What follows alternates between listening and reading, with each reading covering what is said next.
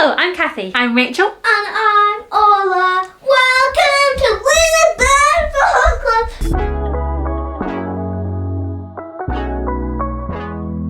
On Tuesday this week, it was the full moon, so in the spirit of our monthly moon videos this year, we are looking at the pink moon. So in today's video, we are looking at...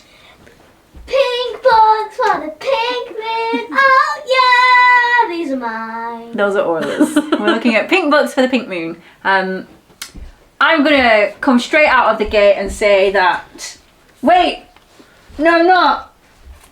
I have a play script here for A Midsummer Night's Dream, and it has a pink sticker on it because I'm playing one of the lovers. I'm playing Helena. Now I think that we should be able to talk about this, but I know that it's not a pink book, but I just want it on record that this is pink to me. And Cathy made a really good point that this could be a pink book. It's just that this edition isn't pink, and I'm sure that there are editions elsewhere in the world Pink isn't a colour, it's an attitude. Pink isn't a colour, it's an attitude. Pink! I think A Midsummer Night's Dream does have pink attitude. Mm-hmm. Yeah. So you could just do like any romance books, and then it will have the attitude of a pink book. yeah. So we're gonna accept it. Thanks.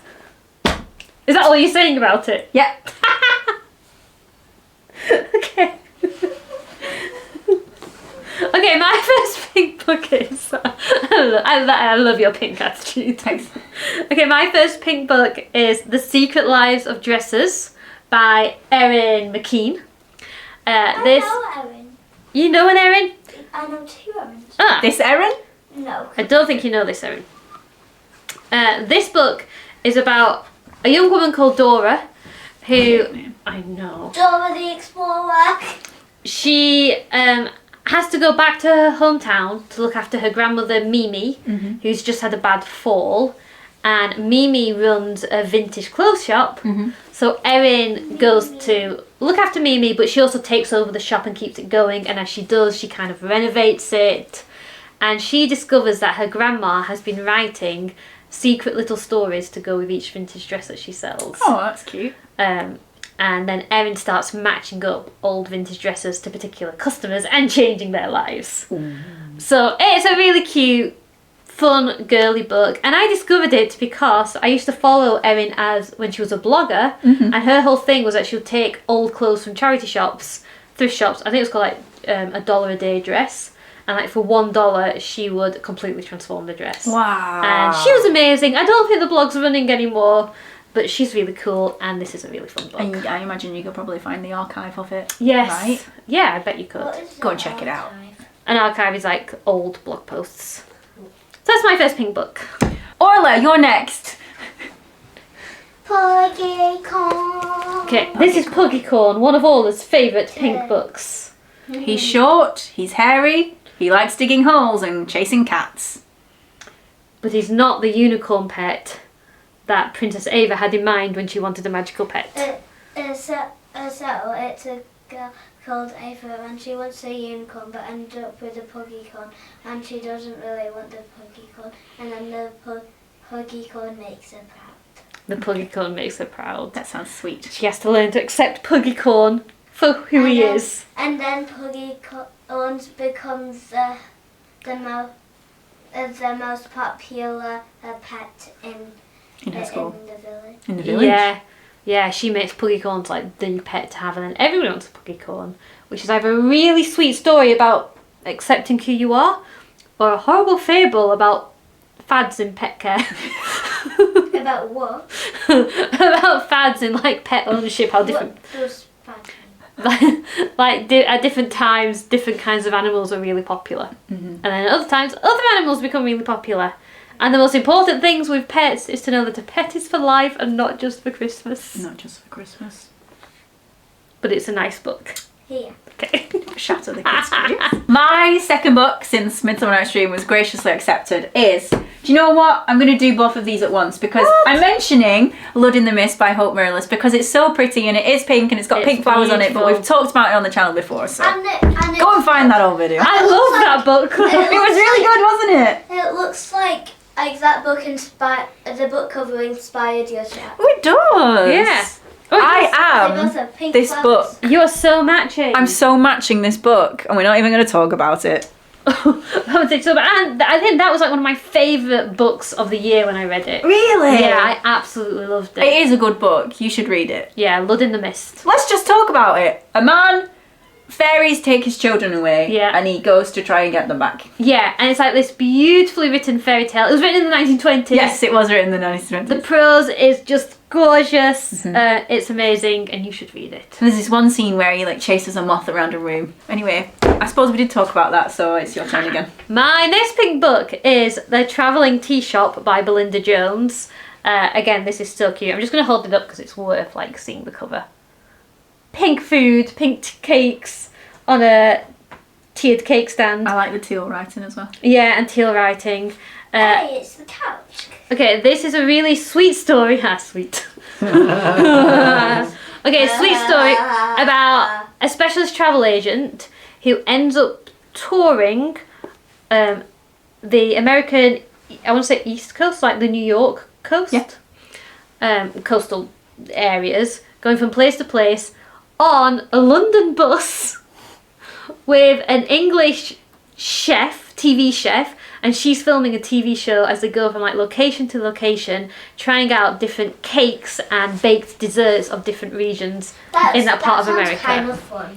It's really fun, and the TV chef has kind of a difficult relationship with her daughter, who's also on the trip. It's a really lovely book, and it makes me, I do want to kind of go see that part of the world now, because she writes about it so beautifully.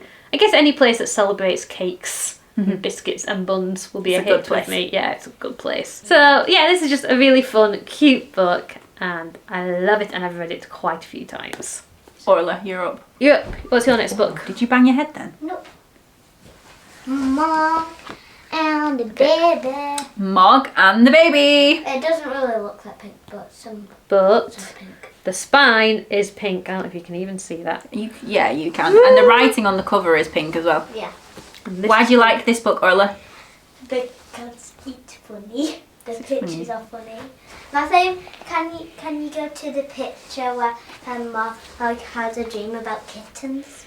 Mog has a dream about kittens, yes. I think most people who watch this video know about Mog. Yeah, Mog's like a children's Yeah. classic, isn't it? And then this She one. had a dream. It was a lovely dream. It was a dream about babies. Yes. Not human babies. No. Cat babies. Cat babies. Fur babies. The superior babies. The best. Can't believe you said that with your own baby in the room. She's not a baby anymore. I'm not baby.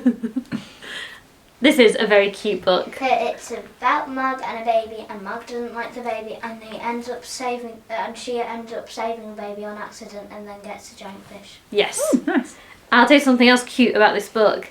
Is that this was one of my favourite books when I was a child. Oh. Is this your copy? No, but I loved it, and I told my colleagues at work that this was one of my favourite books when I was little, just how much it meant to me.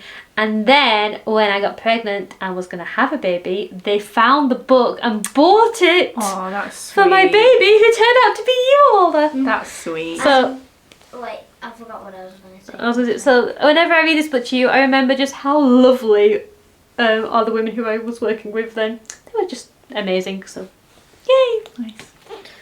Do you have any more? I have two more. How do you have two more? Because I never have more than you in these videos. So I'm going to talk about one that I don't have first because I have it on Kindle. Okay. And when I looked at the cover isn't actually pink, but the writing on it is pink. And as we said earlier, Midsummer Night's Dream has pink attitude. Does this have pink This has attitude? pink attitude. So my next pink book is Legally Blonde. This is a book that inspired the film and the musical. Now you all know that I love musicals. Legally Blonde is chef's kiss. So Amanda Brown studied law at Harvard? a big American college, and Legally Blonde is kind of like a dramatised version of her own experiences there. Okay. And the book is ever so slightly different to the film and the musical, but I really enjoyed it when I read it several years ago, probably like 7.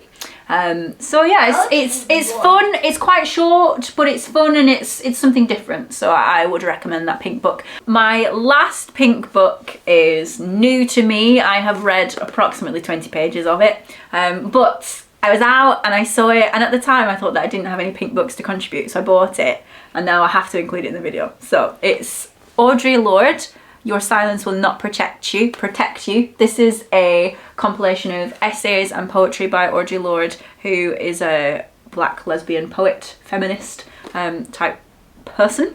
And I think this is the same publisher as my copy of Space Crone, which is a compilation of Ursula K. Le Guin's writings as well. So I've read 3 essays and 3 poems. I think I was doing one each, and I've enjoyed it so far. So this is a non-fiction book, and I don't have lots of those. I don't read lots of those, but it's pink. Yay. I really like how cute it looks. It does. That's all I have to say about it.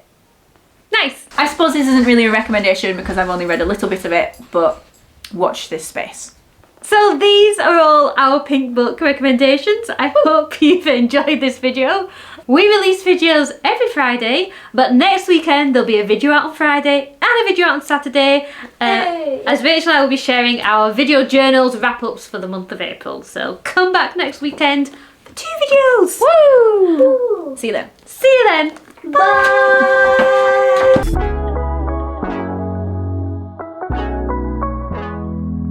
Hello, everybody is walking at my head, whining hill. Get a different My theme tune. favourite thing about that is that the camera's going to be going... Yeah, all the dancers behind the camera as she does that. That's just for me and Rachel. Anyway, assume your position, child. Nice. Okay, do you want to go back to the thumbnail? Yeah. Nice. Wait, no! I brought a bow for my hair.